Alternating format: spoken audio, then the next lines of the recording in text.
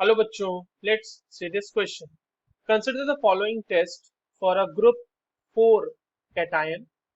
M2 plus with H2S gives A, which is a black precipitate और byproduct कुछ मिल रहा होगा. A जो है वो वापस से aqua regia के साथ जब रिएक्ट कर रहा है तो आपके पास मिल रहा है B plus NOCl plus S plus H2O and then ये जो B बना है वो अगर KNO2 के साथ रिएक्ट कराया जाता है तो वहां से और KNO2 plus CH3 C double O H यानी कि आपके पास एसिटिक एसिड इसके साथ रिएक्शन इसकी अगर कराई जाती है तो हमारे पास C मिलता है और बाय प्रोडक्ट मिलता है। सवाल ये है कि जो spin only magnetic moment value है इसके लिए जो कॉम्प्लेक्स C है जो लास्ट में बना है वो क्या है, नियरेस्ट इंटीजर में हमें बताना है। चलिए इस क्वेश्चन को अब सॉल्व करते हैं बच्चों।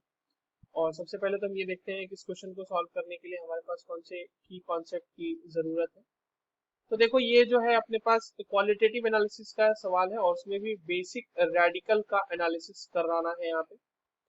और उसमें भी बहुत ही स्पेसिफिक होके हमें बोल दिया गया है कि ग्रुप 4 के जो कैटायन है उनके लिए ये आप एनालिसिस करा रहे हैं। देखिए पहला स्टेप जो है ना बच्चों, वहां पे आपको दिया जा रहा है कि जो भी मेटल है उसका जब H2S के साथ रिएक्शन कराया जा रहा है तो वहां से एक ब्लैक प्रेसिपिटेट मिल रहा है, ठीक है। तो ये जो है कोबाल्ट 2 प्लस हो सकता है या फिर Na2 प्लस हो सकता है।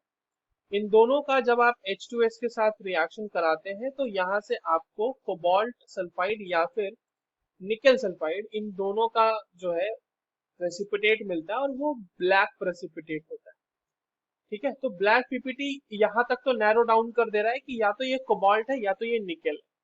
क्योंकि अगर कोई दूसरा रहता जैसे कि इस ग्रुप के और भी एलिमेंट है जैसे जिंक और मैंगनीज तो उसके लिए यहाँ पे फर्स्ट स्टेप में ब्लैक प्रेसिपिटेशन नहीं होती है। तो ब्लैक प्रेसिपिटेट ये बता रहा है। बट जो अगली रिएक्शन है ना वो इस बात का कॉन्फर्मेशन है that it is for cobalt. Cobalt के लिए ये रिएक्शन हम जो है कराते हैं जो अगले स्टेप की रिएक्शन है। तो यानी कि हमें कोबाल्ट पे मामला हमारा क्वेश्चन का मामला अटका हुआ है। तो देखिए कोबाल्ट जो है बच्चों, जो कोबाल्ट सल्फाइड है जब उसका रिएक्शन एक्वा रिजिया के साथ यानी HNO3 प्लस 3HCl यानी 1:3 के रेशियो में HNO3 और HCl रहेगा उसके साथ कराया जाता है तो वहां से रिएक्शन जो होती है वो बनती है COCl2 plus NOCl plus S plus 2H2O and then ये जो COCl2 बना है आपके पास ये COCl2 का रिएक्शन कराया जाता है KNO2 के साथ। मैं बैलेंस्ड इक्वेशन लिख रहा हूँ यहाँ पे 2CH3COOH का रिएक्शन हो गया।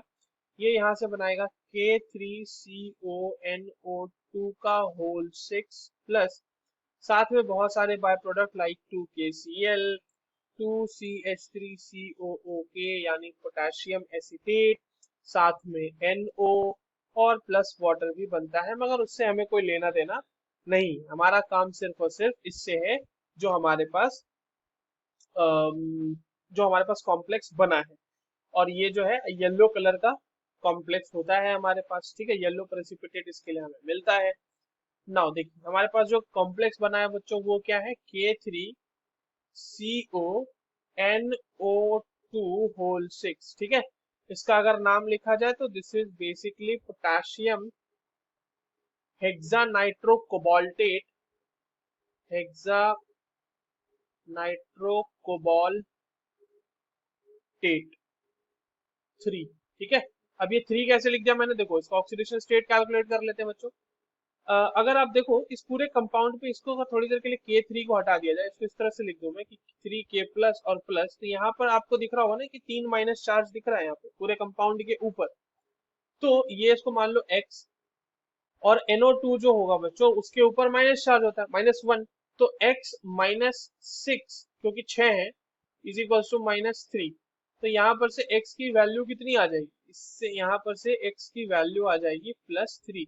यानी यहाँ पर जी कोबाल्ट हमारा जो है वो +3 ऑक्सीडेशन स्टेट में है। अब देखो कोबाल्ट +3 स्टेट में होने का मतलब क्या है।